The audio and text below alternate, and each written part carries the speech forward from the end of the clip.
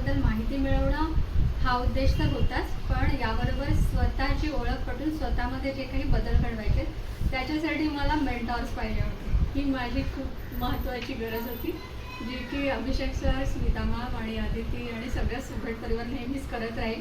हा विश्वास माझ्यामध्ये निर्माण झाला इथे आल्यावर.